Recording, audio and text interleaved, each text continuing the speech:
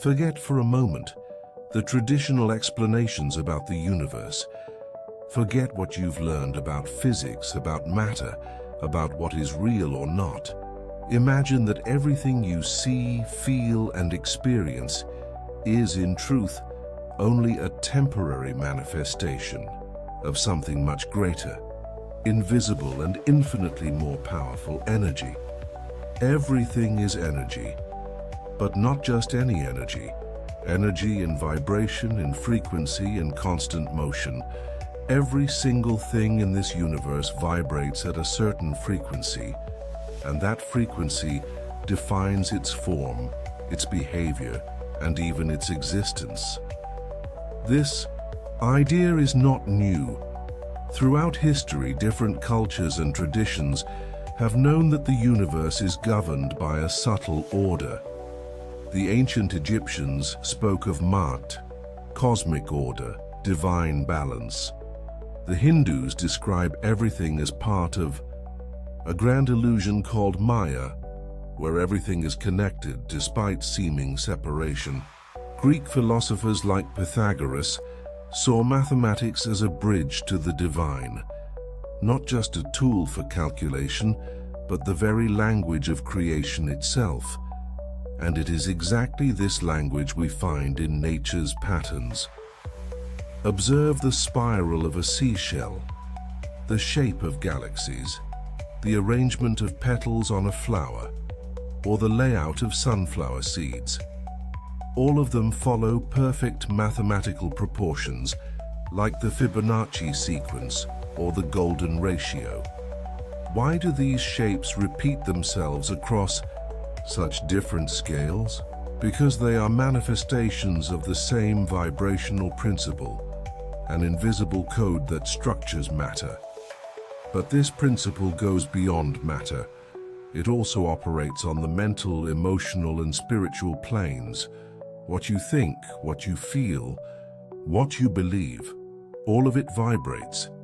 Emotions like anger, fear, and sadness have dense and slow frequencies.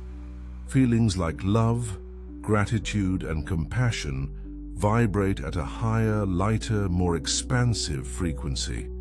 And this matters because the universe responds to the vibration you emit. You don't attract what you want. You attract what you are, what you resonate with. This is not just a spiritual belief. Modern science, through quantum physics, already understands that the observer affects the observed. Subatomic particles behave differently when being observed. This means that consciousness shapes reality. And if reality responds to consciousness, then the thoughts you hold most often do shape the world around you. Now imagine that you are like an antenna, a cosmic radio station. The frequency you broadcast determines what you tune into. When you're aligned with thoughts of fear and lack, everything around you seems to confirm that reality. But when you tune your mind and heart to love, trust, and gratitude, the universe begins to conspire in your favor. Opportunities appear, the right connections form. The path opens up. Now think of water. It is a mirror of consciousness. Experiments have shown that water molecules exposed to loving words form beautiful symmetrical crystals. But when exposed to words of hate, the crystals deform. Consider that your body is composed of about 70% water. What kind of patterns are you forming inside yourself with the thoughts you feed daily? It is no exaggeration to say that sound is a creative force. Specific frequencies like 528 Hertz, known as the frequency of love, have been associated with cellular regeneration, harmony, and emotional balance. Ancient chants, sacred mantras, and even prayers were built around frequencies that resonate with the body and the spirit. Sound shapes matter. Vibration gives form to the invisible. All of this leads us to a powerful conclusion. You are the architect of your reality. Not because you can control the external world through the force of your thoughts, but because by changing your internal frequency, you change how the universe responds to you. When you change, everything changes. Vibration is the language the universe understands. Not words, not fleeting desires, but the constant vibration you hold in your being.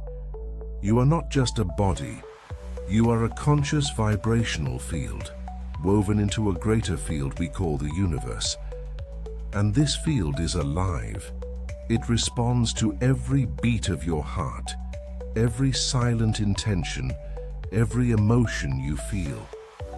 It's as if there is a supreme intelligence, a universal consciousness, present in all things. It is not out there, somewhere distant. It is within you. It is you. True abundance does not come from the outside. It does not depend on people, politics, luck, or inheritance. It comes from within, from the alignment between your essence and this cosmic intelligence. When you're in harmony with it, everything flows. When you resist, everything gets blocked.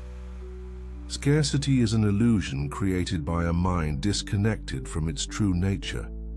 Perhaps you've been taught that you need to fight, to chase, to sacrifice in order to get something in life.